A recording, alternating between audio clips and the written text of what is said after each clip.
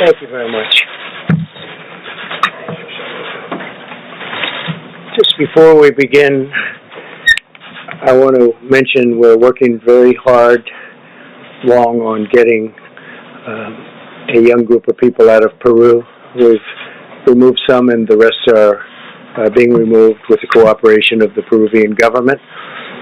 And we're also dealing with Honduras on getting some people out that got caught up, and we are working on that very well, again, with the Honduran government's work, and they're working with us, so I appreciate that. We have a couple of other locations that we'll report to you, and we were able to get a young woman released from a certain area who was being horribly accosted, horribly treated, and we spoke to General Milley. General Milley took care of it. We went in, and we got her out, and we'll report further on that one, but that was rough stuff. I want to thank General Milley. I want to thank all of the people that were involved and the people that went in to get her. I want to thank you very much. As we continue to marshal every resource at America's disposal in the fight against the Chinese virus, we're profoundly grateful to our nation's state and local leaders, doctors, nurses, law enforcement, and first responders who are waging this battle on the ground. It is absolutely critical that Americans continue to follow the federal government's guidelines, so important, about social distancing, non-essential travel, and hand washing. Defeating this unseen enemy requires the help and commitment of every single American. I want to just say that Senator Rand Paul, a friend of mine, he's been a great friend of mine. He's been always there when we needed him, when the country needed him. And as you know, he just tested positive. Jose Diaz-Balart, I spoke to him yesterday, tested positive.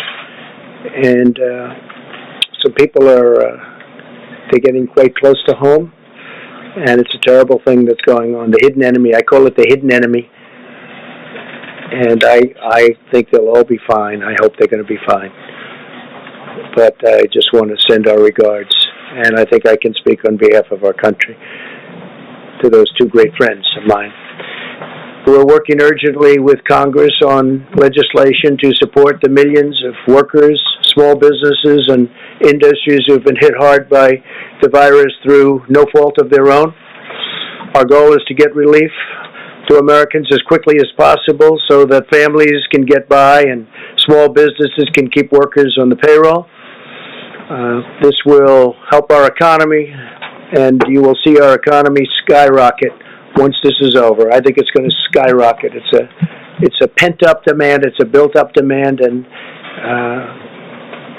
I guess you really have to say who knows, but I think it's going to be a tremendous day when we win this war, and we will win the war. We want to win the war with as few, if you look at it, just deaths as possible. We want to have as few number of deaths as possible. Today I'm announcing action to help New York, California, and Washington ensure that the National Guard can effectively respond to this crisis. The National Guard, these are tremendous people. They're fully on alert. We've signed what we had to sign, and it's been activated. We're dealing also with other states. These states have been hit the hardest. Actually, pretty much by far, you could say the hardest. Everybody can see that. Just look at the numbers. And through FEMA, the federal government will be funding 100% of the cost of deploying National Guard units to carry out approved missions to stop the virus while those governors remain in command. So the governors locally are going to be in command, and we'll be following them, and we hope they can do the job, and I think they will. I spoke with all three of the governors today and just a little while ago, and they're very happy with what we're going to be doing because we'll be announcing some other things for those three states and some other states where it's hit the hardest. This action will give them maximum flexibility to use the Guard against the virus without having to worry about costs or liability. and freeing up state resources to protect the health and safety of the people in their state. The federal government has deployed hundreds of tons of supplies from our national stockpile to locations with the greatest need. In order to assist in those areas, I approved the state of New York's request for a major disaster declaration, something which Governor Cuomo has been asking for, and which I agree, and we had it done in very rapid fashion. We approved this on Friday evening, and we are working very, very hard to get all of these things not only signed up, but completed and finished and in win. The request from the state of Washington for a major disaster declaration was approved just a little while ago. Went through the process, and we moved it very quickly. The request from the state of California was just received, and we will have it approved very quickly. We'll be working, I told that to Gavin Newsom, and we're working on getting that done very quickly. It'll be done maybe tonight. We have large quantities of medical equipment and supplies on the way based on all of this to those states, including respirators, surgical masks and gowns, face shields, coveralls, and gloves, with large quantities already delivered to Washington and to New York. In addition to large quantities of supplies, I've also directed FEMA to supply the following: 4 large federal medical stations with 1,000 beds for New York, 8 large federal medical stations with 2,000 beds for California, and 3 large federal medical stations and 4 small federal medical stations with 1,000 beds for the state of Washington. The governors know. The supplies en route to California and New York will be delivered within the next 48 hours. In addition, the Naval Hospital ship, the USNS Mercy. It's incredible ships. These 2 ships are incredible. One on the West Coast, one on the East Coast, will be deployed to Los Angeles to add emergency surge medical capacity, and they have a tremendous capacity. They are really something. I will say that if you look at some of the things we've been doing, and now those numbers have gone up, and just to be a little bit more exacting, we've done a presidential approval for a request for major disaster declaration for the state of New York. Approval of Title 32 National Guard activation for the state of New York. We're providing all of this at no cost to the governor. I spoke with Governor Cuomo. He's working hard. We're all working hard together. The relationship has really been amazing. But it also enables the governor to provide robust National Guard support to the state. And the 25%, we're going to be waiving that 25% cost. We're picking up, we'll be coordinating, and they'll be doing something with very special people. Mission assignment of the U.S. Army Corps of Engineers to provide support to build out alternate care sites. They're doing various alternate care sites, which have now been designated by New York. 4 large federal medical stations of 1,000 beds. These are very complex places, actually, with great equipment and great people. Strategic National Stockpile Order, and this is as of a number of days ago, so far delivered to New York, and this is the 19th. We had the N95 respirators, 186,416 delivered. We've delivered 444,078 surgical masks. Many have been delivered since then. Face shields, we've delivered 84,560 face shields. Surgical gowns, 68,944 to New York. Coveralls, 352. Gloves, 245,486.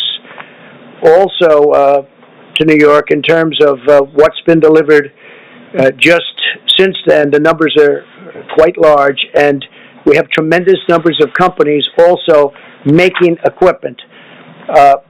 For the state of Washington, we've delivered 369,000 N95 respirators, 507,406 surgical masks. And this is as of about 3 days ago. Face shields, 63,788 face shields. Surgical gowns, 107,850. Gloves, 240,376. And we have many, many things pending. It's actually not pending. They're being fabricated. They're being made, and they're moving. Now for Washington, so we have 4 small federal medical stations, 250 beds, and for Washington, state of Washington, we have 3 large federal medical stations, 750 beds. And then you have, as I said, the approval of the Title 32 National Guard. State of California, again, to be very precise, we're going to have the approval of the Title 32 National Guard activation. And we're providing all of this, again, like in New York, at no cost to the governor, meaning to Governor Newsom and the state, no cost to the state. It enables the governor to provide robust National Guard support to the state. So they're going to have control of the National Guard. Federal government sending, these are incredible people that are being sent. We have 8 large federal medical stations with over 2,000 beds, and that's going to California. And then strategic national stockpile order. We've ordered likewise hundreds of thousands of different items. I won't go into the exact numbers, but the numbers are very substantial. But we're having a tremendous additional number sent. And whatever the states can get, they should be getting. I say we're sort of a backup for the states. And some of the states are doing really well, and some don't do as well. The ones that don't do as well need more help. But these are 3 states that really do need help because they are hit very hard. And the outpouring from the private sector has also been extraordinary. I'm pleased to report that Honeywell, great company, has just announced it will immediately expand its personal protective equipment manufacturing operations in Rhode Island to produce millions of additional N95 masks. They're very hard to get. They're actually quite complex. For the U.S. government's strategic national stockpile, they'll be immediately then delivered to the various states. This expansion is already underway, and it's going to provide a lot of jobs for that state, probably around 500. The masks will be distributed by the government for the use of the health, safety, and emergency, and this for response workers, primarily for response workers. These are very high-end. This expansion is in addition to Honeywell's action to more than double production of its existing personal protective equipment manufacturing plants. They make a lot of different things, and they're doubling and tripling their production. They're going round the clock. Today I'm also announcing the launch of a new public-private consortium organized by the White House, the Department of Energy, and IBM to unleash the power of American supercomputing resources to fight the Chinese virus. The following leaders from private industries, academia, and government will be contributing, and they're going to be contributing a lot of different things, but primarily computing resources to help researchers discover new treatments and vaccines. They'll be working along with NIH and all of the people that are working on this. But tremendous help from IBM, Amazon, Google, Microsoft, MIT, Rensselaer Polytechnic Institute, the Department of Energy's National Labor Laboratories, the National Science Foundation, and NASA. They're all contributing to this effort, and they're fully in gear. This afternoon, I also want to update you on the steps we're taking to protect and serve our country's 18 million veterans. These are great people. Our amazing veterans have shown their eternal loyalty to our nation, and this is the time where they're in need, and we are going to show our loyalty to them. We're being very protective of our veterans.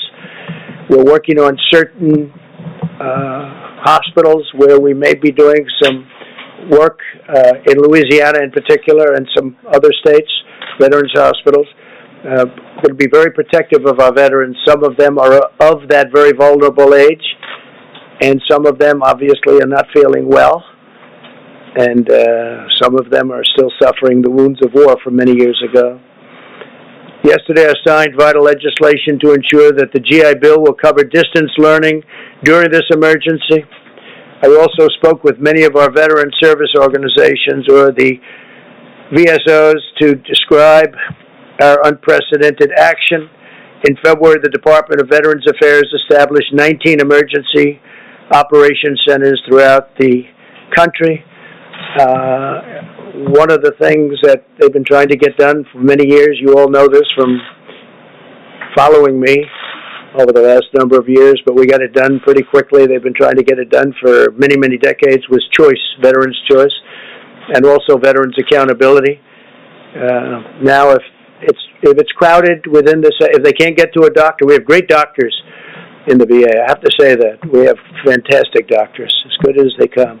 But it's hard to get to them because of what was bureaucracy, but no longer bureaucracy. We've done a lot of things in that case because of accountability. When people aren't doing their jobs, or if they're bad, or if they're sadistic, or if they steal, or anything bad happens, we're now allowed to fire them for, I signed that a year and a half ago. For many years you weren't able to do that. So the VA is working, and I was just told by our great leader at the VA, Robert Wilkie, he said for the first time, we got the highest marks in the history, highest poll numbers in the history of the Veterans Administration. Came out a week ago that they're happy. And look, one of the reasons that happened, highest in history, one of the reasons that happened is because of veterans' choice. If they have to wait online, they go and see a private doctor and we pay the bill.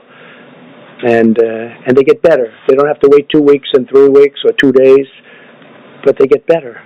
And a lot of times they waited so long that they would have a problem, and it would end up being terminal because they couldn't get the kind of treatment that they deserve. So highest poll numbers, highest approval numbers in the history of the VA. I was just given that information yesterday.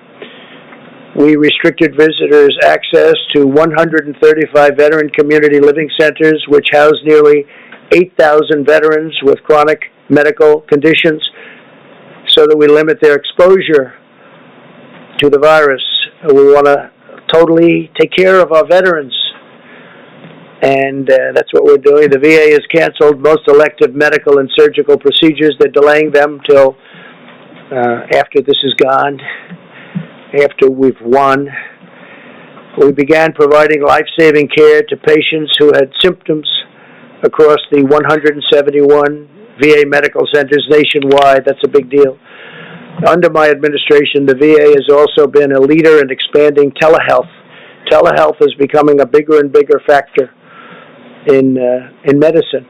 This month, we have taken bold action to cut through the red tape and make telehealth available for millions more Americans during this crisis. They can speak to a doctor from the safety of their home rather than risk becoming infected or making a tremendously long trip. When, frankly, you'll speak to a great doctor right from your home. It's happening, telehealth. We're very much at the forefront of that, too. We're very proud of it. And it also takes a big burden off our system.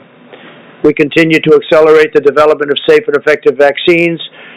We're also aggressively investigating a number of antiviral therapies and treatments to determine their potential in reducing the severity and duration of the symptoms.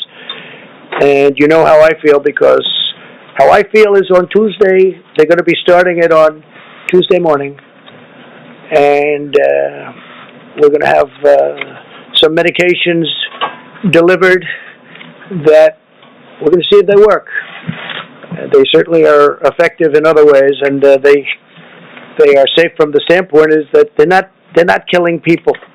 We're not going to have that. So a lot of great things have been happening in that regard. I just want to finish, and then we're going to ask a couple of people to say a few words that have been so much in the forefront of this incredible job that we've all been given. But I want to say that I know that this is a challenging time for all Americans. We're enduring a great national trial, and we will prove that we can meet the moment.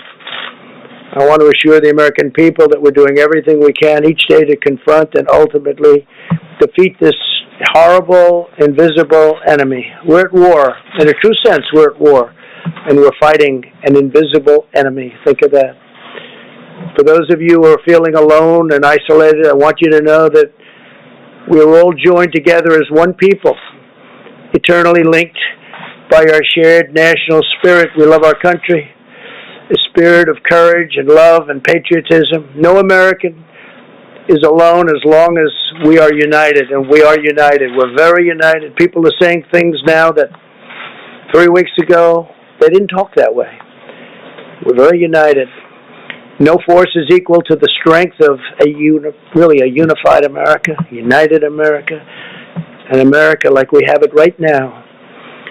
For those worried and afraid, please know as long as I am your president, you can feel confident that you have a leader who will always fight for you, and I will not stop until we win. This will be a great victory. This is going to be a victory. And it's going to be a victory that, in my opinion, will happen much sooner than originally expected.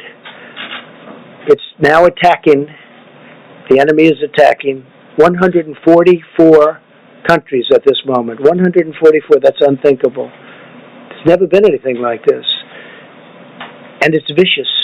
It is vicious.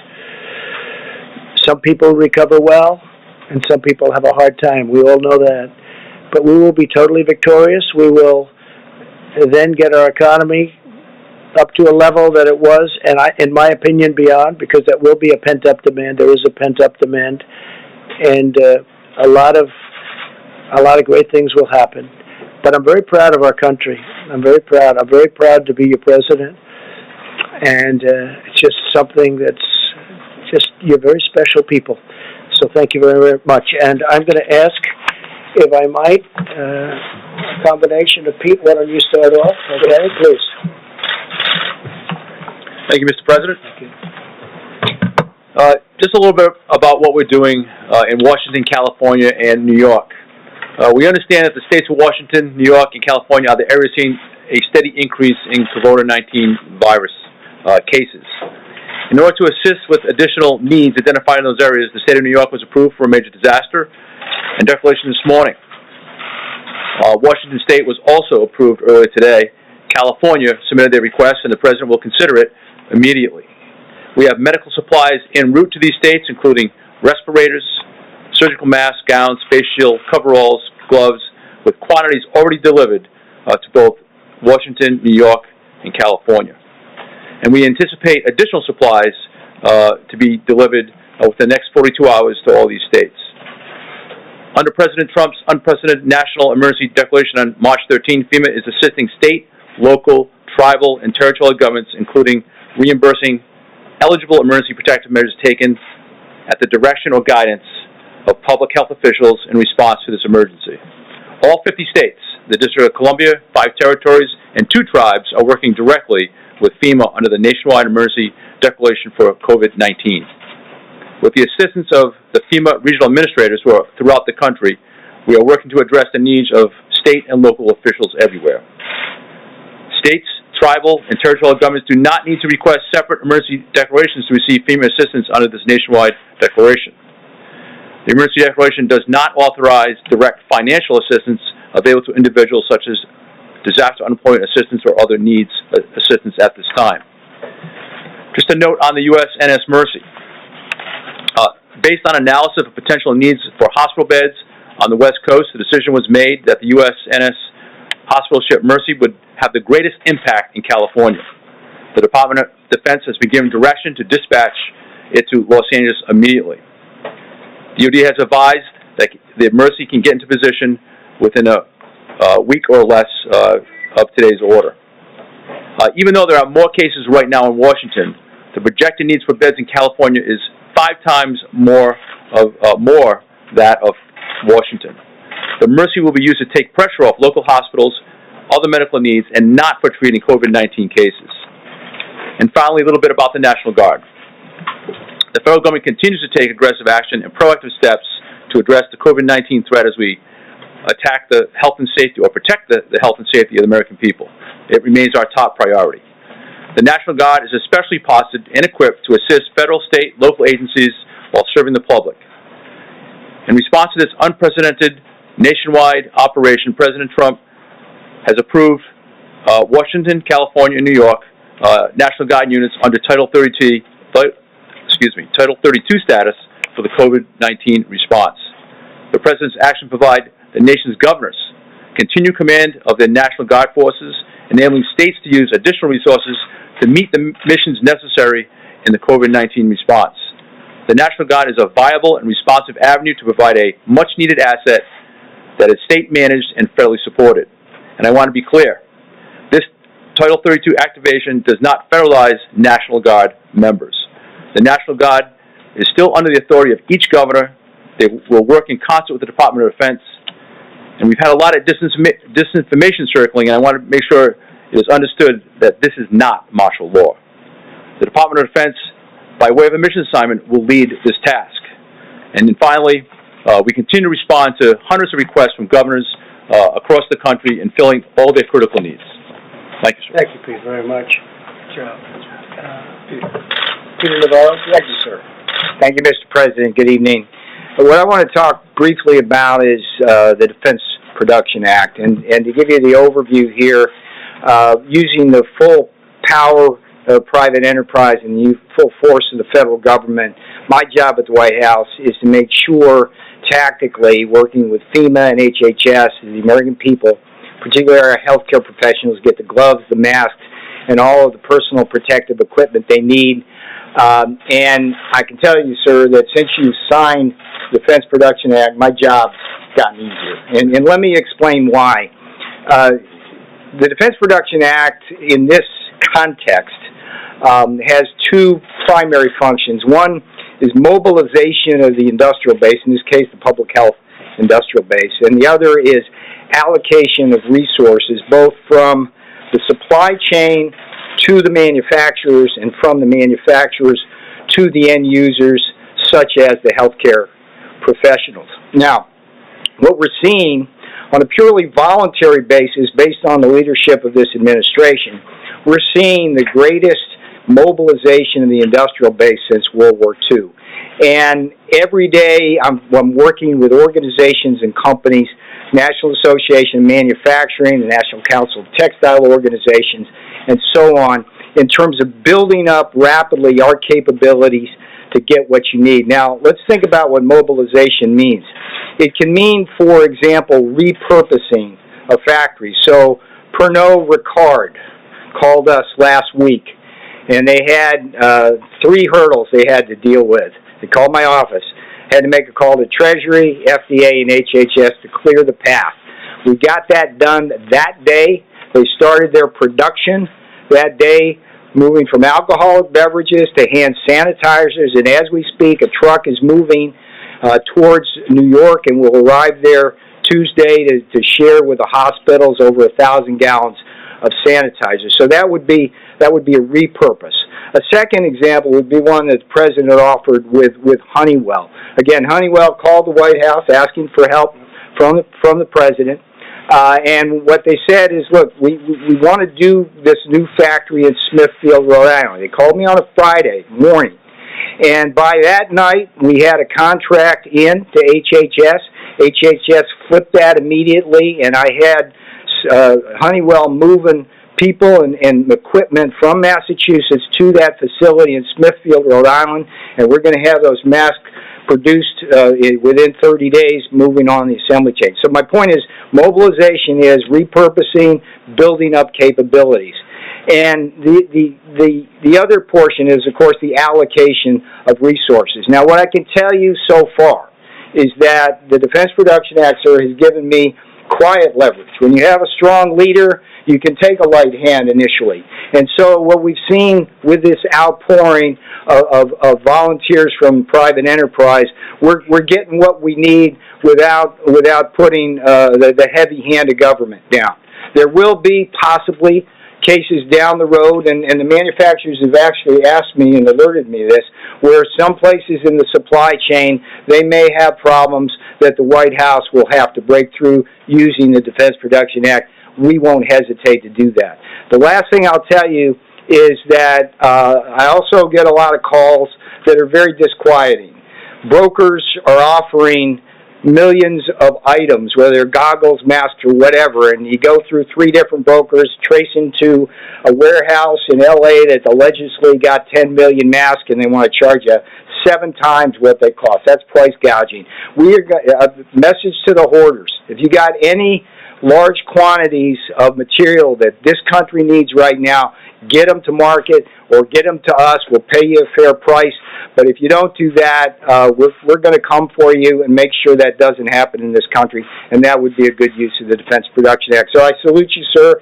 You've made my job easier, and I appreciate that. Thank you, Peter, very much. Great job. Mike, please. Thank you, Mr. President. The task force met this afternoon, as we do every day. And let me begin today by simply saying thank you to the American people. And thank you for the way that people across this country, 7 days into 15 days to slow the spread. The people in communities large and small across America are responding, are cooperating, are communicating, not just on behalf of their own health and the health of their family, but more importantly on behalf of the most vulnerable among us. And so on behalf of your president and our entire task force, just thank you to the American people. I also want to express our appreciation to the governors across the country.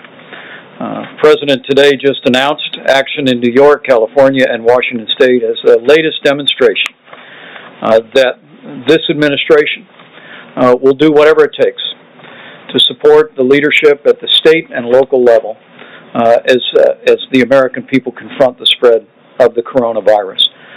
The legislative efforts that are underway being negotiated on Capitol Hill as we speak, the bipartisan spirit that's taking place there, that's reflected in all of our interactions with state leaders around the country, is a great credit to the nation. But it should be a great encouragement to the American people that your government, at the federal level, at the state level, working with courageous healthcare providers all across America, are coming together to meet this moment. And that is the way our system works. It's extremely important that the American people recognize that one of the things that makes America different is that we have a system of federalism, and that by putting FEMA in the lead, the President has emphasized that our response to the coronavirus is in the anthem of FEMA. It is locally executed, state managed, and federally supported. We want the people on the ground, the decision makers, to have what they need. We want states to be able to manage the unique circumstances in their states. And whether it be the legislation moving through the Congress or the efforts the President announced today, major disaster declarations, Title 32 on the National Guard, resources flowing, hospital beds flowing, we're going to continue to make sure that our states have what they need to meet this moment. Our task force continues to focus on the priorities the President's given us. They are testing, mitigation, and supplies.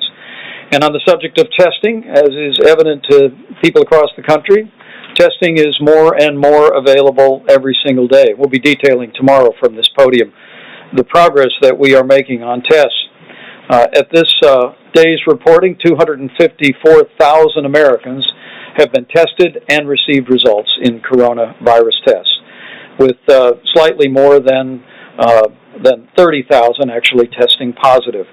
There's a bit of an encouraging word in that for every American. Remember, everyone that's being tested now, with the exception of our healthcare workers, are people that have symptoms that make them think they may have the coronavirus. And as our numbers come in consistently, because the 254,000 does not include all the local hospitals or all the local labs in our states, it's working out to be about 1 in 10 Americans who've been tested who thought they had coronavirus actually had it. 9 out of 10 did not. But we'll continue to roll out the testing to provide that resource to the American people. And we're working to make testing happen faster. We expect from word from the commercial labs that we should be caught up on the backlog in testing by the middle of the week. And we are urging today, on the President's behalf, that all labs would prioritize inpatient testing. Let me say again, to all of the commercial labs in the country, you will receive guidance from HHS tomorrow that on behalf of the President and the White House Coronavirus Task Force, we are urging all commercial labs to prioritize inpatient testing. We want people that have been checked into a hospital that are being treated for what they suspect to be coronavirus to receive those tests more quickly. Also, I'm pleased to report that yesterday the FDA approved an emergency authorization on a new test that should be in production by the end of March. It actually would be a coronavirus test, the results of which come back in 45 minutes. And we're also working, the FDA is working with manufacturers around the country to come up with even faster, more innovative tests. And as we told our governors in several calls this week, governors and state health officials should simply contact FEMA for the latest information on testing solutions. Let me also say, tomorrow when we gather at this podium, we'll be unveiling, with Dr. Bob Redfield in the lead, new guidance for people that work in law enforcement, first responders, people that work in what we call critical infrastructure in the country. It was in early March the CDC issued guidance for people that were asymptomatic or did not have symptoms, but who had been exposed to someone with coronavirus. We gave them guidance about being able to return to work wearing a mask for 14 days. And tomorrow, at this podium, CDC will unveil, in cooperation with the Department of Homeland Security, new guidance which will make it possible for people that have been exposed to return to work more quickly by wearing a mask for a certain period of time. Let me also amplify a point on behalf of the President and on behalf of the State Department about Americans abroad.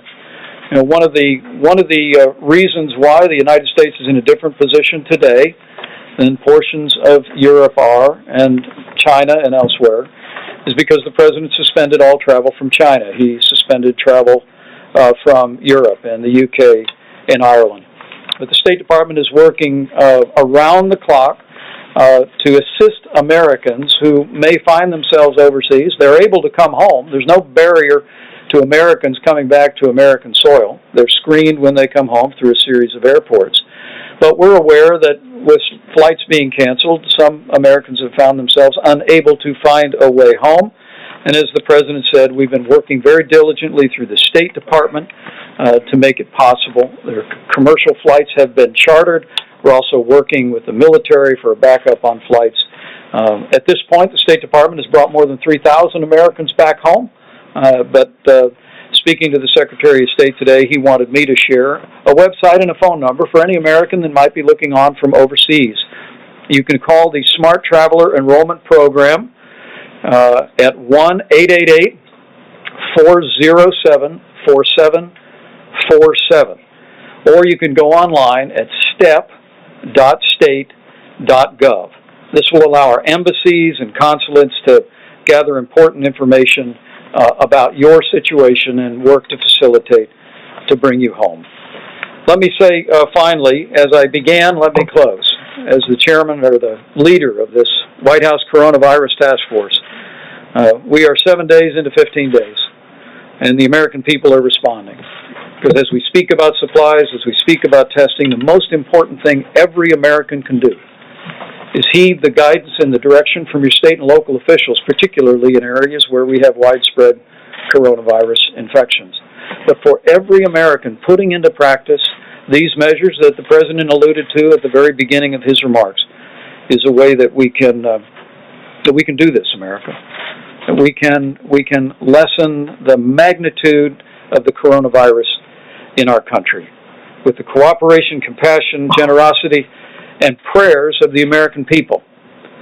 We can slow the spread, we can protect the most vulnerable, and we can heal our land. So let's do it, America. Thank you, Mike, very much. Thank you. Thank you very much, Mike.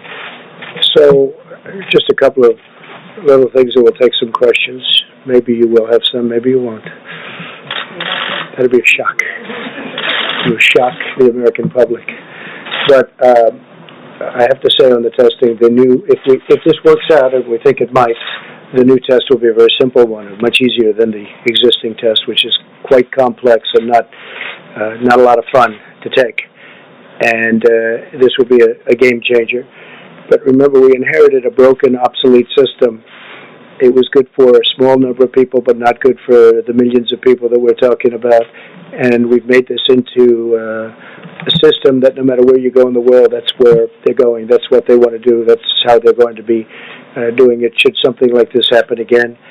So our people have done a fantastic job, really a fantastic job. And I hope the new test works out. We'll know fairly soon, I think, Doctor. We're going to be knowing about that fairly soon. Hopefully it'll check out or test out. And we certainly are looking forward to that. That will be a very simple test by comparison. Won't be unpleasant at all. And one other thing, the ships. So we have the Mercy, and it's going to California, as you know. That's on the West Coast now. And you have a sister ship that's essentially a twin. They're incredible. I mean, they're incredible ships. I've seen it. I've seen one of them, and they are unbelievable what they can do and the capacity. Many operating rooms, they're wartime ships. They're meant for war. Many operating rooms, stainless steel. These rooms are as good as there is anywhere in the nation, actually. I spoke with Governor Cuomo. We had a great conversation today, a number of conversations, actually. He's working very hard. And we are going to be bringing that ship, that's called the Comfort. So you have the Mercy and the Comfort. The Comfort's on the East Coast. And that ship will be coming over the next 3 or 4 weeks. It was in the middle of maintenance, and we are moving the maintenance very, very quickly, and we're also supplying the ship simultaneously. It's actually big supplies going into those ships, big. And that ship will be coming up here over the next few weeks, and we'll probably be putting it in New York Harbor. And we're making arrangements for that also as to where it's going to be docked. So you have the Mercy and you have the Comfort. They'll be coming up. The Mercy will start very, very quickly. It'll be arriving in Los Angeles pretty soon. So we look forward to that. A question? ABC. Thank you. First of all, Senator Paul testing positive. When's the last time you had in-person contact with him? Gee, I think it was quite a while ago. But also, it's been a long time. On top of Senator Paul, now 4 senators are in isolation, and the rules say that in order to vote, they have to be there. Romney, Senator Lee, Senator Gardner, and Senator Rick Scott. Also, 2 of them were in contact with Rick is coming out. With the critical stimulus package vote expected. Romney's in isolation? Yes. Gee, that's too bad. Go ahead. Does that sarcasm there? No, sir? None whatsoever.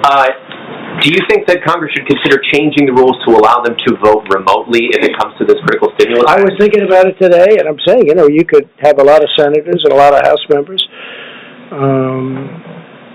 I spoke last night with a very, very good man who happens to be in the House, as you know, and he's just started, and he tested positive. So you could have a large number of people in there from Congress. You could have, between House and Senate, you could have a large number. And I think it's something, at least, I fully understand why you should be there. I think it may be a constitutional reason why you should, but if we could be in a position where I would certainly be in favor of it, where they could vote from a certain outside location. I would be in favor of it. I was thinking about it today. We could be in this, look, with what's going on, nobody's ever seen anything like this. You could have a lot of people in there from Congress. And it would certainly be, they may tell me there's a reason constitutionally, and there may be, but I would be totally in favor of it on a temporary basis. It does seem like negotiations still have a ways to go on the stimulus package. Are you concerned about the timing at all? Well, we have an interesting thing. We all want to get to the same place, but we have different. We want to, and I just wrote this down just a little while ago. We want to protect the worker very much. So do they. So do the Democrats. We also want to protect the worker through their companies. We don't want to necessarily. We're going to help the worker anyway. But ideally, they can go back to one of their great companies. You have great companies that are in financial trouble now, and we need money to help those companies so they get back into where they should be, health. Most of these companies 4 weeks ago were having the best year they've ever had. Last year was the best year, almost all of them, other than Boeing, which is incredibly had problems. Big percentage of GDP But we have to be able to work with Boeing. Boeing was a great company and will be a great company again, I think, shortly. So we have to work with the companies, and they don't want to do that. It's crazy. They don't want to do that. I don't want stock buybacks, so I don't know where the problem is there, but I know that's one of the things that they're talking about. I do not want stock buybacks. I don't want to give a bailout to a company and then have somebody go out and use that money to buy back stock in the company and raise the price and then get a bonus, okay? So I may be Republican, but I don't like that. I want them to use the money for the workers. I want them to use the money for the company, to help the company in the airline business to take care of their planes and all of the things they have to do, including buying new planes. But I don't want stock. I don't want to have any stock buybacks. The Democrats are with me. I don't know what the problem is on that one because I can't imagine that is too tough. We want to be able to take care of our people. You're going to have things coming up. We're going to have some of the elements that they're talking about. They're down to, I mean, literally 95% of things that you would think that they wouldn't agree, and you think the Republicans wouldn't agree to it. And unemployment, as an example, is one of the things they talk about, and unemployment insurance. I think we're very close on that, but, right now they're not. So right now they're not there. But I think that the Democrats want to get there, and I can tell you for a fact the Republicans want to get there, and I don't think anybody actually has a choice. It's a bold package. It's a big package. We do have money for, one of the things is we do have money for saving small businesses. I don't imagine the Democrats, because we have a lot of money set aside for small businesses. We also have a lot of money set aside for big businesses. The big, powerful companies that were powerful 4 weeks ago, and today they're overextended. Look at the cruise line. That's a tremendous business, a big business, very important to Florida, and it's unthinkable. A month ago, it's just unthinkable. They were setting all sorts of records. They're building new ships. We can't let the cruise lines go out of business. I mean, that would be massive numbers of jobs for our country, and actually for the world. But for our country, it's a massive business, and it doesn't take much to keep them going. So we have to provide for that. But I think both the Democrats and the Republicans are agreed that we have to take care of our workers, and we're going to be doing that in numerous ways, including a substantial cash payment. Yeah, please. When it comes to the Defense Production Act, we know that governors across the country all day today were pleading with you to utilize the DPA, saying that they need it specifically for that allocation piece that you mentioned, Mr. Navarro. Okay. Why not use it now if that would answer their pleas for help? Well, we are using it now. The fact that I signed it, it's in effect. But, we're a country not based on nationalizing our business. Call a person over in Venezuela, ask them how did nationalization of their businesses work out? Not too well. The concept of nationalizing our business is not a good concept. But I'll tell you why. As Peter said, we may have to use it someplace along the chain, but we're getting calls. Here's the beauty of it. If we go out and we want, let's say, masks, we don't know who to call on masks, but Hanes, who makes things of cotton, various elements, lots of things. It's a great company. They called us, and they said, we're going to make millions of masks. We got a call today from 3M. There's a big article today, the head of 3M. They're going to make tremendous products, and they're more or less in that business. And if they're not, like, for instance, General Motors spoke to us about doing ventilators. The beauty is they're calling us. If you go the nationalization route, we're going to tell a company to make a ventilator. They don't even know what a ventilator is. In the case of one company, they used to make them years ago, and they know how to make them. It's a very complex piece of equipment, frankly. So what we're doing is, I think Peter said it may be better than anybody's going to say it. We have the threat of doing it if we need it. We may have to use it somewhere along the supply chain in a minor way. But we have millions of masks being done. We have respirators. We have ventilators. We have a lot of things happening right now. So just the threat of using it. But using it's actually a big deal. I mean, when this was announced, it sent tremors through our business community and through our country. Because basically, what are you doing? You're talking about you're going to nationalize an industry, or you're going to nationalize. You're going to take away companies. You're going to tell companies what to do. The truth is, most people, nobody would know where to start. There are companies out there that you wouldn't think of that have called us that say, we can do ventilators. We used to do them years ago, and they can do them in large quantities. If I call companies and say, you build ventilators, they don't even know what a ventilator is. So it's really working out very well. One of the reasons I read the numbers to you is because we've given vast numbers of just about everything. We've taken it out of our supply, and we're restocking our supply. But we're really backing up the governors. The governors have to go out and do their things. And you have a lot of governors, they've done a fantastic job. You have some that haven't. Usually it's the ones that complain that have the problems. But we've had a great relationship, as an example, with Governor Cuomo, with Governor Newsom. We've had a great relationship with the state of Washington. Those are three hotbeds.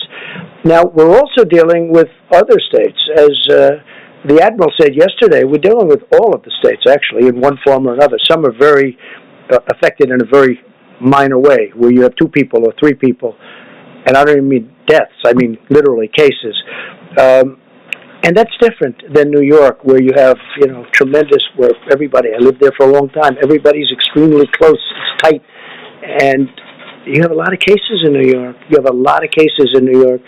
And we're helping Governor Cuomo. We're helping Governor Newsom. They've been total gentlemen. They want to get it done, and we want to get it done.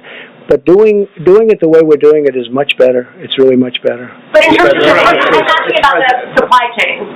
It's about allocation, not about manufacturing. So the companies, it's not about nationalizing the companies, it's about the allocation. We coordinate with the states, and we are coordinated with the states. And for the most part, the coordination's been very good. Look, 3 days ago, I had a phone call with all the governors. I actually allowed the press to stay. They weren't supposed to stay. And one person in the media said, that was surprising. It's actually a little risky doing that because we had Democrats and we had Republicans. And, they're politicians and they always have something to say. Well, I took a lot of calls and we really didn't get one nasty or bad response. They were thanking us for the job we did. And I had the press standing. I don't know if you were there. I don't think so. I had the press standing there watching. They weren't supposed to be there, but I said, let them stand there. The governors were very complimentary. Very, very complimentary. And I watched over the last few days Governor Cuomo. I watched Gavin Newsom in California. I watched both of them, and they've been, very complimentary. And those are really the hotbeds. And so we want to keep that going. I'm very proud of this country, and I'm frankly very proud of a lot of the politicians that normally we're fighting with. We have different views on things, a little different view. But we're going to get to the same place. We have different views, but we're going to get to the same place. Yeah, please. Yes, I wanted to ask if you're considering an executive order to free elderly, nonviolent criminals from federal prisons? We have been asked about that, and we're going to take a look at it. It's a bit of a problem. But when we talk about totally nonviolent, we're talking about use of totally nonviolent prisoners. We are actually looking at that, yes. Thank you. And I wanted to ask also, your administration eliminated a key position in China in July, a medical epidemiologist embedded in China's disease control agency, and it was just months before the first cases were spotted in Wuhan. So the question is basically why the post was eliminated. And I could ask anybody. Would you like to take that one, Bob? But this is just like all of the other stuff that that the press was asking, all of which turned out to be, we actually gave CDC more money, not less money. They said we defunded. It turned out it was more money. Every one of those things that were said were 100% wrong. And this sounds like another one of them, but anyway, go ahead. Yeah, as you know, CDC has offices all around the world right now to do our function to detect and prevent and respond to outbreaks where they occur. The China office is actually being augmented as we speak, and we've been embedded there for over 30 years. There's a reason they call it the Chinese CDC, because we've had that productive partnership. Mr. President, I wish, again, our relationship with China is a very good relationship. I wish they told us 3 months sooner that this was a problem. We didn't know about it. They knew about it, and they should have told us. We could have saved a lot of lives throughout the world. If you look at what's happening in Italy and Spain and a lot of other countries, we could have saved a lot of lives throughout the world. Kelly?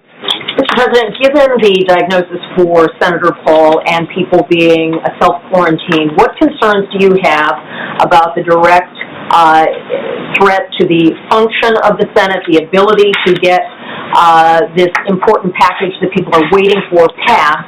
And should Americans be expecting you to extend the 15 days, given the climate of how this is spreading at this point? Well, I hope we won't have to. It's possible, but we'll have to see how that works.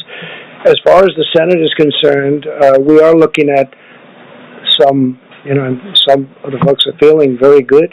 Some are quarantined, but they're negative. They may be totally fine. Okay, others are positive.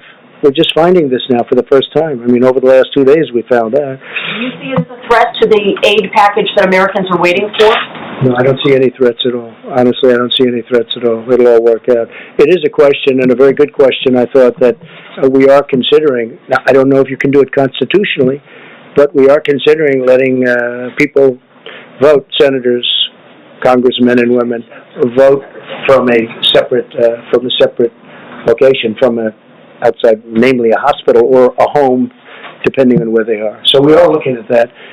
It's a little trickier question, most people would believe, but we are looking at that very strongly.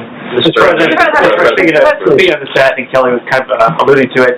While we've been up here, they weren't able to get the 60 votes to move the package for the cloture vote. I'm just curious, just your reaction to that, sir. And then, what is Mitch McConnell telling you and Secretary Mnuchin? Well, we're dealing with them all the time, and we're dealing with Mitch. We're dealing with the other side. Everybody wants to get there. We'll see what happens. I think you'll get there. It's to me, it's not very complicated. We have to help the worker. We have to save the companies, because as soon as we're finished with this war, it's not a battle, it's a war. As soon as we're finished with this war, our country is going to bounce back like you've never seen before. But we have to get it to that position, and we have to make sure that those companies are whole, that they haven't been disbanded. Because if you do that, it's going to take much longer. So in a way, it's being penny wise if you don't. But we want to help the worker. We want to help the companies that the workers come from. Because if those companies go out of business, and that includes small businesses, we have a tremendous amount of small business work in there, you know that. Once they go out and they don't come back, that's a much longer period of building. You mentioned off the top, sir, I apologize. There was a woman that was an American that was she being tortured? What was going on there? Bad things were happening to her in a certain country, and we're really under the feeling that we should keep it somewhat private until she's already been freed. And I have to tell you, General Milley and his people were unbelievable. They were not playing games. General Milley does not play games. He's a very interesting guy. They got her out. They got her out of a certain country where she was seriously abused, accosted, and whatever the maximum word is, other than death, that happened. But we got her out, and she's okay, and she's back with her parents. Can I ask you one last question, sir? Yes. Something I'm just curious about. Previous crises like the tsunami, Katrina, past presidents, they've called their predecessors and said, hey, I need you to step in, do something like that. Do you have any interest in reaching out to Presidents Bush, Obama, Clinton, Carter, or talking to them? I'm just curious if that's something you would consider or not. Look, I have the best people in the world. I think we're doing an extraordinary job. If you look in, let's say, the H1N1, you look at that was a disaster. That was a tough period of time for our country. You look at so many other things that weren't handled very well, whether it's Katrina or something else. Look, I respect everybody, but I feel I have an incredible team, and I think we're doing an incredible job. When you look at the job we're doing, and all you have to do is look at the approval numbers on the job we're doing, I think we're doing an incredible job. So I don't want to disturb them, bother them. I don't think I'm going to learn much. And, I guess you could say that there's probably a natural inclination not to call. Now, if I felt that if I called, I'd learn something, and that would save one life. It would save one life. Okay? I would make the call in 2 minutes, but I don't see that happening. Please. Can I ask you about the comments that a couple of your former aides have said today? Gary Cohn said, is it time to start discussing the need for a date when the economy can turn back on? Whereas Steve Bannon is saying, drop the hammer, stay on the virus. We're going to have to take the pain up front. We have to shut it all down. I want to ask about the tension between the economic pain we're suffering and, of course, the virus itself and the casualty and deaths from that. Well, look, I'm of the opinion we have to do great during this 14 days, during the 15-day period. We'll know at the end of 14 days, pretty much, we're going to have a pretty good idea how we're doing. I think you have to shut it down, and you have to see, but, there'll be a point at which we say, we're back in business, let's go. Those two statements are not mutually exclusive, you understand. I saw both of them today. Well, I think and they intermesh. For more of a shutdown well, than we are now. He is calling for a faster, just a brutal shutdown, and then open up maybe a little bit faster. So, there's that fine line. Look, we did a big shutdown when we wouldn't allow people from China that could have been very seriously infected, when we cut that off very early. And then we cut Europe off very early, as you know. So that was also very When do you start opening Main Street Well, back I can't tell you that. What I have to say is that I think we're going to have good results. I think the American people have been amazing. I think our stimulus package will get done, and it will be a tremendous package. We're really not, they may not have gotten those votes, but they're very close to getting a deal done. So I'd be surprised if they didn't. And if they don't, I think, frankly, the American people will be very upset with the Democrats because the Republicans are ready to approve a deal. So the only reason a deal couldn't get done is pure politics. Yes, Mr. President, despite your differences with New York City Mayor Bill de Blasio, he says that the city is going to run out of basic hospital supplies by April. How do you prevent New York City from becoming the next Italy?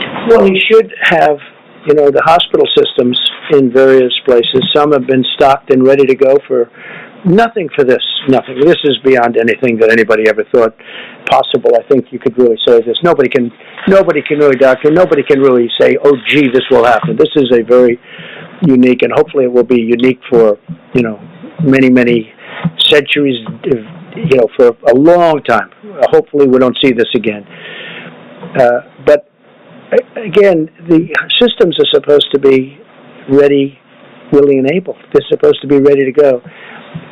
We are helping them a lot, and I have great love for New York City, and I have great love for New York State, and we're going to help them a lot. I was just saying, we're sending our ships up there. We're sending more than just this ship.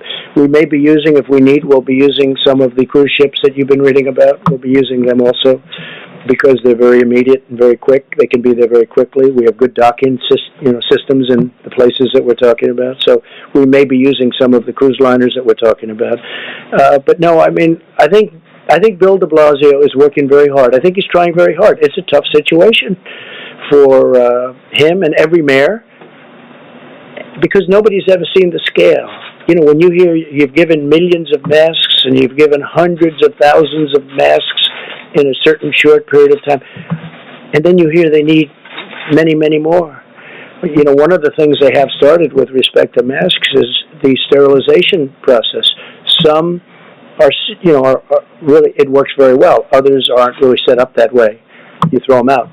But we have a sterilization process that's working very hard. Speaking of that, hand sanitizers, when you ask the question on the companies and what's going on, we have many companies now. Companies that made whiskey, they've made alcohol. They've now gone very quickly into the hand sanitizers and all of, you've been reading about 3 or 4 big companies. We're doing incredibly well on that. There was no way if you took the existing companies that something like that could happen. But it happens almost, they'll call Peter Navarro or they'll call somebody. In one case, they called me. They said, we can do this, we can do that. We've had a lot of those calls where companies there's a company in New Hampshire, a great company, they want to make ventilators. I'd never thought of them for ventilators, but they do make metal equipment and things out of metal. They'll be great. They'll make a great product. So, Peter, I think you're seeing a lot of that. Right? Yes, sir. Yes, please. Mr. President, the bill that is being contemplated by the Senate right now has a fund that has hundreds of billions of dollars for the Treasury Department to use to bail out states and localities as well as specific industries such as cruises and hotels. Will you commit publicly that none of that taxpayer money will go towards your own personal every time I do it, like for instance, I committed publicly that I wouldn't take the $450,000 salary. It's a lot of money, whether you're rich or not. It's a lot of money. And I did it. Nobody cared. Nobody said thank you. Nobody said thank you very much. Now, I didn't commit legally. I just said, I don't want it. I don't want my salary. I work for zero. I don't want my salary. Nobody said, oh, thank you very much. But I guarantee you, if I ever took it, you would go out after me, you in particular, would go out after me like crazy. So I have no idea what they're talking about with regard to the one element. Everything's changing, just so you understand. It's all changing. but I have no idea. But every time I commit to do something, I committed to do. Look, I ran, and everybody knew I was a rich person. I built a great company, and people knew that. But I agreed to do things I didn't have to. I still don't have to. But my company, I told the kids who are running it, I'm not running it, but I told them, don't deal with foreign companies, don't deal. I didn't have to do that. I could have just ran, and I didn't have to do that at all. And instead of being thanked for, again, not agreeing to do it, but just for not doing it, I get excoriated all the time. So I've learned, let's just see what happens, because we have to save some of these great companies. They can be great companies literally in a matter of weeks. We have to save them. Yeah, please. Mr. President, can I go back to your announcement at the top about the National Guard and then also the medical structures that are going to be built? Okay, so you said that there would be 8 large medical structures that will be built in California with more than 2,000 beds, and then I think I heard you say there would be 4 small medical structures in the state of Washington with 250 beds. And could you say what cities and areas those are going to be in specifically? So we are filling the governor's request, and so we send that resource to them. They'll put it to best use. They'll put it to where they will have the most effect. So we don't dictate exactly where it goes. Again, it's a request from the state to the federal government for a certain asset, and those assets are sent to the governor can use it as he or she sees fit. And you're still considering, you just said that using the cruise ships as well. So we need them. I hope we don't need them. I hope you're going to have great luck on Tuesday morning. We sent a lot of the medicine. We don't have to go into it again, but we sent a lot of the medicine to Governor Cuomo. I believe they already have it, and they have some very capable people. We spoke to Dr. Zucker, who is his primary representative on this, and we spoke to the governor himself, and I think he's excited about it like I'm excited about it. Now, will it work? I think it has a really good chance. I think it's worthwhile. Why should we be testing it in a test tube for a year and a half when we have thousands of people that are very sick? They're very, very sick. And we can use it on those people and maybe make them better. And in some cases, maybe save their lives. So Governor Cuomo told me they'll be using their supply, starting the supply on Tuesday morning. I think it's very exciting. I think because if that happens, much of what we're talking about with ships and hospitals and all of the things that we're doing and all of these masks and everything that we're ordering, ventilators, it's a whole different game if that happens. And we'll see. There's been some tremendous signs that this could work. Now, again, some doctors think it should go for years and testing, but, this has been something that's been around for many years. It's been phenomenal, strong, powerful drug for malaria. But we think it might work on this, based on evidence, based on very strong evidence. We're going to see. We're going to know on, sometime after Tuesday. But you'll have to ask Governor Cuomo. I think they're going to start the process. We've gotten them the drug. I think they're going to start the process of giving the drug through mouth. And I think that starts on Tuesday morning, he said. And that'll be, I'll tell you what, I don't want to get anybody overly excited, but I'm very excited by that, by the prospect of it. Then in addition to that, they're working, NIH is working on vaccines and on. They're making great progress, but the vaccine does have to be tested for a long period of time because you can't give, thousands, millions of people a vaccine and it turns out to be dangerous. So that does have to be tested.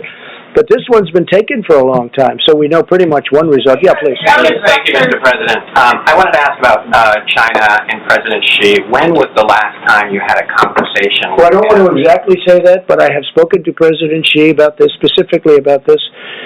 And, look, he doesn't want this. This is not something that he wants, and it happened. It happened to China. And one thing they told me, I was told by our great Secretary of Agriculture, Sonny Perdue, that China's been buying a lot of our farm product. And I'm looking at different pricing, but China has, despite all of this, and it started, this delayed it a little bit, obviously, but it started fairly recently. But China's buying we made a new deal, as you know, with China, a very big trade deal, and China has been buying our agricultural products. Have you talked to China about masks? I mean, they've been a supplier of the United States of masks. Yes, in fact, they're sending some masks. They're sending masks to Italy. They are sending masks to Italy. We're in a very good process with masks. But I'm a little upset with China, I'll be honest with you, because as much as I like President Xi and as much as I respect the country and admire the country, I have great admiration for the country, what they've done in a short period of time. Of course, our previous presidents allowed that to happen. You should say thank you very much to all of them.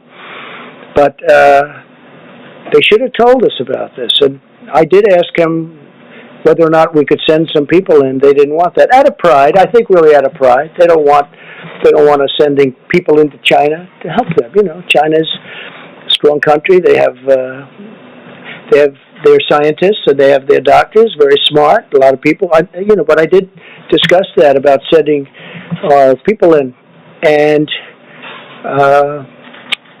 they didn't really respond. We went again, they didn't respond. If they went in, they would have been able to give us a much earlier indication. But we had an early indication. That's why I closed out China. I mean, I felt it was my instinct, but that's why I closed out China at a very early time. Please. Mr. President, are undocumented persons welcome at testing sites, and can they show up and be tested without fear of being reported to immigration officials for possible deportation? It's really a fair question. I think I'll let... would you like to answer that question?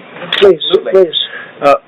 Surgeon General? We know from a public health perspective that it is important that people who have symptoms can get tested, but as you heard earlier, we are... Regardless of citizenship. Well, we know that the virus doesn't judge based on where you're from, and so it's important that we try to get people tested who have symptoms, but the important thing that we really want people to hear is that inpatients need to be tested.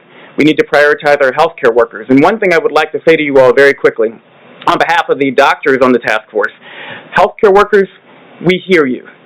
We hear you, and we absolutely are prioritizing your health and safety, making sure healthcare workers can get tested, inpatients can get tested, people at highest risk.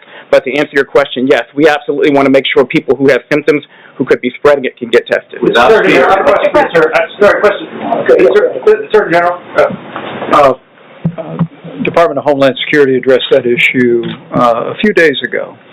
Customs and Border Protection actually issued guidance that absent certain circumstances, the Customs and Border Protection does not target emergency rooms or health clinics. And I would refer you to the website. They issued a very clear statement making it clear to any person that is in need of a test or medical care that Customs and Border Protection is not focusing on emergency rooms or health clinics or the drive-through clinics. So that they could come in without fear of... Yes, I'll answer that, and if that's not the policy, I'll make it the policy. And I was just saying, as Mike was saying that, the answer is yes, we will do those tests, because I think in that case it's important. I think that if you could say illegal alien, you could say illegal immigrant, you could say whatever you want to use your definition of what you're talking about. We're all talking about the same thing. Yes, we will test that person, because I think it's important that we test that person, and we don't want to send that person back into wherever we're going to be sending the person, whether it's another country or someplace else, because, we're now bringing them right out of our country. But, yeah, we will test those people. Okay? Mr. President, Mr. Surgeon General, a question. We were talking about this before the briefing. A lot of folks, they're watching TV, they're reading up on this constantly. If you are not, somebody who's got a pre-existing health condition, but you all of a sudden go, all of a sudden you just don't feel 100%. And then your mind just starts playing with you, right? You think, oh my God, I coughed 3 hours ago. Was that a first sign? When should those people really start to say, okay, maybe I need to call the doctor? Because you don't want to flood them, but a lot of people that are probably healthy right now are thinking, whoa, wait, that's all I'm hearing about, that's all I can think about. When should I either call a doctor or get tested? Do you need a test? Well, I hope not. I asked you before you came in and said to check. You better not. The Vice President gave an important statistic this morning. Only 10% of the people who have symptoms who've been tested actually tested positive for coronavirus, meaning 9 out of 10 people who actually likely had symptoms do not have the coronavirus. So I want people to understand that so that they are reassured. I also want to direct people to a website we've been telling them about all the time, coronavirus.gov. Coronavirus.gov has information to walk you through the symptoms, fever, cough, shortness of breath, body aches, and what to do if you have symptoms or you're worried. The most important thing we can tell people is call your healthcare provider, talk to your healthcare provider. Information is at coronavirus.gov to walk you through when to come in and when and what to do. And Mr. Vice President, you got tested yesterday. I'm just curious, sir. Can you tell us what that was like for you? A lot of people are going to be going through this. What were you standing by the phone? Were you just having a nice tea? I mean, what did you? Yeah, what was that like? And what did you do to kind of kill that time to keep your mind at ease? The test was very quick, but it goes a fair amount up into your sinuses, and it's not comfortable. And that's the reason it probably is a good opportunity to say again to any American looking on. If you don't have symptoms, you don't need a test. The current testing format, although they're evolving regularly now, we just mentioned that I think at the end of this week there'll be a new test, and there's all new technologies. I would say again to all the governors that are looking on and their state health officials, contact FEMA. We'll give you all the latest information on new testing that is available, including steps we're making where Americans would be able to test themselves and send it in. For you, what was that like for you? Well, for me and Mrs. Pence, it was kind of a pinch. It was kind of invasive, but we were grateful for the support. Walter Reed Hospital processed the test very quickly. They had a lab at the hospital to be able to do that. And gave us the results quickly. But it also informed me. We were wondering during that time as a family. And it's one of the reasons the President's made it such a priority that we brought all these commercial labs together. And now more than 250,000 tests have been done. We believe we'll be caught up, if you will, by the middle of this week on a backlog of tests. But we announced today that we are directing commercial labs to prioritize people who are in the hospital for tests, as we want to continue to work with new technology and with the new focus and guidance from HHS to get the results of that as quickly as possible for every American. So if they have coronavirus, they can be properly treated, or they can have the peace of mind that they may have some other respiratory ailment, but not that. Mr. President. And you know, anybody that knows Karen Pence knows this, because the Vice President told me. He said she actually handled it better than him. Right? That's true, right? I didn't handle it so well either. Don't worry about it. President, Speaker Pelosi earlier today said that the House may introduce its own bill. Are you willing to work with the Speaker on a House bill? And given what happened in the Senate just a short time ago, what are you willing to do to get this bill over the finish line, given the urgency? Secondly, did you send a letter to North Korea's Kim Jong-un seeking cooperation with the coronavirus? And if so, what type of... With numerous countries. If they need help, we'll give them help. Because nobody has what we have, especially with the new tests that are coming out. North Korea, Iran, by the way, and others. We are open for helping other countries. And there's a very serious time, and North Korea is going through something. Iran is going through something very, very strong. Iran is really going through a very difficult period with respect to this, as you know. So I've put it's really a glad hand, it's all it is, to North Korea, to Iran, and to many other countries. And we're working with, as the doctor can say, we're working with many countries with respect to the problems that they have. Again, it's over 140 countries right now. But North Korea, Iran, and many other countries, we will help, and we're willing to. As an example, this new test, if this new test works out, where instead of going through what we all went through with this rather difficult test, to put it nicely, we would have, is that just a swab on the tongue, doctor? Or how does that work? It's a similar swab, but we're going to do it in the... Not to the same. It doesn't go all the way up and hangs right under your eye, right? So that's a tough test. So if we do that, the procedure, the test, and nobody has this in the world. Nobody has this. This is developed by us. We think it's going to be certified soon. We think it's going to be very good. But if we have that, we'll be able to help a lot of countries. Please. What about Speaker Pelosi, sir? What about Speaker? We're going to work with everybody to see if we get something done. Please. I mean, just to follow up on that, are you willing to work directly with Speaker Pelosi? Yeah, we'll work with whoever we have to. We have to help the American worker. We have to help the countries from which the American workers, I mean, they came out of these companies that were doing phenomenally well. You saw where payroll was going way up, where wages were going way, way up. There's never been a time like this. We can't lose those companies, and we want the worker to be happy. And we're being, I think, more generous than anybody's ever been. We want to take care of the worker, but we want to make sure that when we win the war, it's only a question of it's when, not if. When we win the war against the virus, we want to make sure those companies are ready to charge forward, not that they've been disbanded because we were penny wise and dollar foolish. There are factories around the world that produce medical protective equipment that are used in European hospitals. They've been certified for use at the highest level in European hospitals. Is the FDA and your administration willing to look at a waiver for that equipment to be sold from those factories? Well, we were asked that question a little while ago, and the answer is we may, but we may not need it. We do a very high standard. Our standard is higher. Please. Mr. President, I was hoping you could give some guidance to American families who are anxious about their financial futures. Earlier today, on one of the Sunday morning shows, the Secretary of the Treasury, Steve Mnuchin, was talking about the millions of Americans who are impacted by these shutdowns that are happening in cities and sometimes full states. Yeah. And Secretary Mnuchin said that this shutdown, this lockdown, could last 10 to 12 weeks, perhaps early into June. Given that, would you consider another fiscal stimulus, another check to these families? We're going to see what happens. Hopefully we won't need it, but we might. But we're going to see what happens. Look, the greatest thing we can do is win the war. The war is against the virus. That's the war. We do that, I really believe everything's going to fall into place. It's going to be beautiful. I call it a pent-up demand. People are dying to go out to a restaurant. People are dying to go onto airplanes. I think there's a tremendous pent-up demand.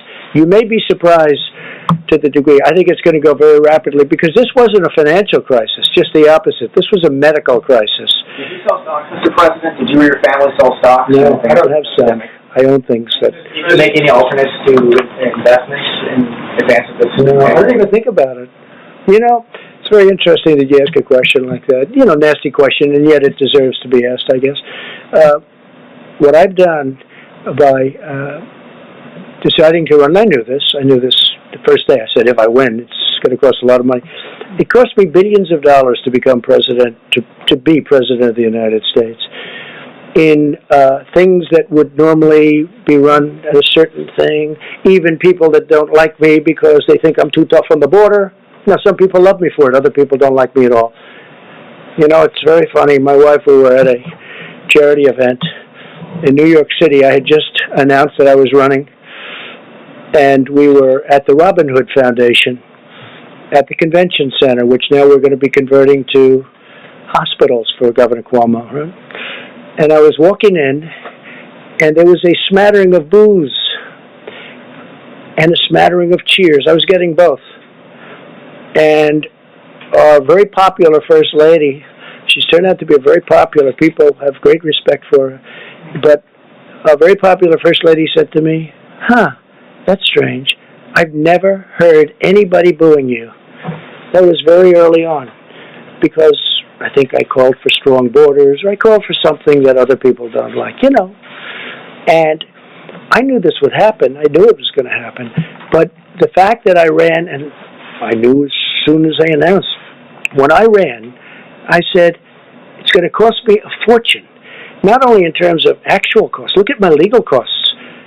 You people, everybody is suing me. I'm being sued by people that I never even heard of. I'm being sued all over the place. I'm doing very well, but it's unfair.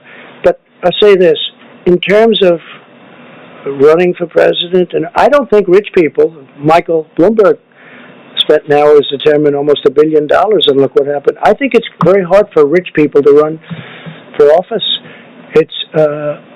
It's far more costly. It's just It's a very tough thing. Now, with all of that being said, I'm so glad I've done it because, there are a lot of rich people around, got a lot of rich friends, but they can't help and they can't do what I've done in terms of helping this country. We are doing things. We got sidetracked by the invisible enemy, but when you look at what we've done, I said before with the veterans, with all of the things we've done, especially choice, but when you look at all of accountability, when you look at all of the things that we've done, rebuilding the military, the tax cuts, which thank goodness we had the tax cuts because we had cushion. And without that, this would have been catastrophic. We had a big cushion. I mean, with all of the losses that you've seen in the stock market, we're basically back, and with this horrible thing, if this would have happened before, you would have had nothing left. This was all cushion. But I will say that it cost me billions of dollars to be president, and especially with all the money I could have made for the last 3-4 years, and I didn't because I was being president. I have no interest in it. I'm allowed to. I don't know if you know, George Washington, they say, he was a rich man, supposedly, relatively rich. And he ran the presidency, and he also ran his business. They say he had 2 desks. Nobody complained until I came along. I got elected as a rich person, but nobody complained until I came along. So it cost me billions of dollars to be president, and I am so happy I did it. Because who cares? Who cares? I'm really happy with the job we're doing, and I'm glad that this team and me are here for this horrible thing. I mean, a number of people have said it, and I feel it, actually. I'm a wartime president. This is a war. This is a war, different kind of a war than we've ever had. And when you look at the economics of the war, in the past we used to stimulate to get people jobs. Now we're stimulating to protect people because we don't want them to work, because we want them to stay away from each other. We don't want them to gather, social gathering. So we're paying billions of dollars more than that so that they don't gather. Because we have to defeat this virus, so we will. But it cost me billions and billions of dollars to be president, and I am so happy I did it. Foreign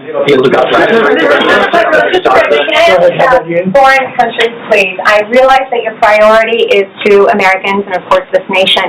But what about, have you ever considered supporting the foreign countries who are also fighting this global pandemic? We do help foreign countries. I mean, that was the other question. Right. And I'm honored to help, and the doctor has helped. The Surgeon General is speaking to other countries all the time. They're asking him questions. What do we do? Nobody's ever seen anything like this. They're calling our people all of the time.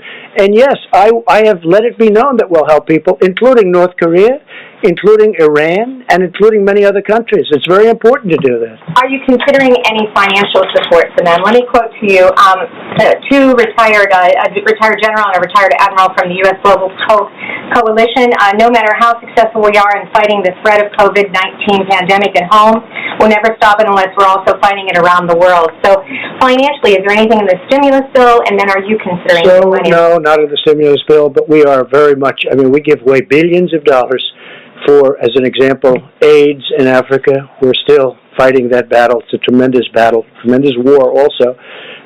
But we're fighting it here, as you know, in 10 years. Now it's 8 years because I started it. Should have been started long before I got here because they had the answer even before. But we're fighting that battle. We'll be AIDS-free in approximately 8 years. It looks like that is going to happen. We're spending a lot of money, but we're spending a lot of money with other countries. If you look at the aid that we give to other countries, we give billions and billions and billions of dollars to other countries. And a lot of times I say, we could save a lot of money, we shouldn't have. And then they come in, I say, what's it used for? It's used to fight malaria. It's in countries that are very poor. It's used to fight AIDS in Africa. It's used to fight many other things.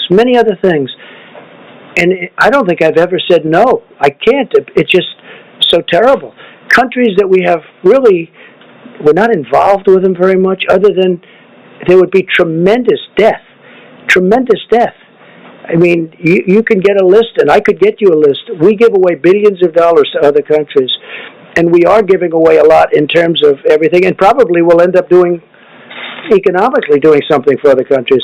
But when I'm presented with these lists, that yes, sir, in Africa we're fighting AIDS or we're fighting something else, I tell you what, I start off by saying, you know, we could save a lot of money, and then by the time they walk those lists into my office, I say, we have to keep doing that. That's humanity you're talking. How about one more question? Yes, please. Thank you. I wanted to ask you about the states that have not yet issued stay-at-home orders. So in Texas, for example, the hospitals have said that they expect to run out of beds by the end of April if the governor does not issue a stay-at-home order. Dallas County just announced an order. It's not... Well, states have to go. That's a great governor. You're talking about Greg Abbott in Texas, and he's a great governor, and he knows what he's doing. A lot of the areas that he's talking about, a lot of the counties he's talking about are not very strongly affected. You know, it's a very different kind of a place and a great place. But I have total confidence in Governor Greg Abbott. So you're okay with the lack of uniformity? Yeah, sure, because every state is different. Every state's different. I mean, Idaho, West Virginia, Iowa, Nebraska are much different than New York, than California, Los Angeles as an example, or San Francisco. They're much different. I mean, it's much different. The hot spots right now are state of Washington, and probably number one by far right now is New York. That's the hot spot like no other hot spot. And California is a hot spot, but New York right now is the leader. There's no question. All right, final question. Thank you, sir. Your administration is backing a lawsuit to invalidate the Affordable Care Act. Given that people are losing their jobs now and need health care more than ever, would you consider rethinking your position on that? Well, that's a lawsuit coming out of Texas again. That was headed up by Texas. And what we want to do is get rid of the bad health care and put in a great health care. And we will always, I will say this, I can make this commitment to you, the Republican Party is fully backing pre-existing conditions. Now, if we could get a great health care plan, which would need the House to do, but if we can get a great health care plan, we will only do it if we have pre-existing conditions totally back. So we're backing pre-existing, but we'd like to get rid of bad health care. Now, we are running the bad health care much better than it was ever run, and we're making it better. But it could be much better than it is. And so what we want to do is terminate it, have a great health care, but we will only do it with pre-existing. We will back pre-existing conditions. Okay? So what is the Thank you all very much. Thank you. We'll be back. We'll have a meeting tomorrow. Thank you. Mario Villar, not Jose, if you wanted to clarify that. You had said Jose. Mario. Yeah. Oh, did it take Jose? I watched Jose on NBC. Thank you. The other night. Okay? Thank you, sir. Donate blood. Donate blood. We need it.